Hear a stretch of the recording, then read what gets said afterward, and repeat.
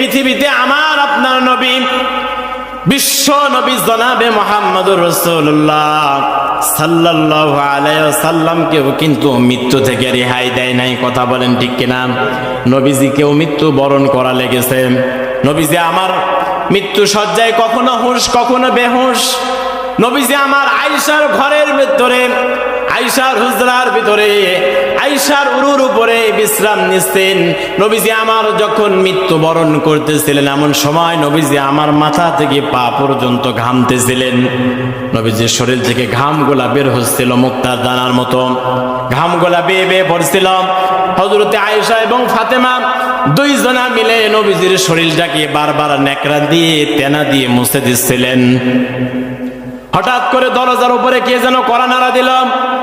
নবীজি আমার বললেন, মা ফাতেমা, দেখো তো দরজায় কে যেন কড়া নাড়া দেয়, দরজাটা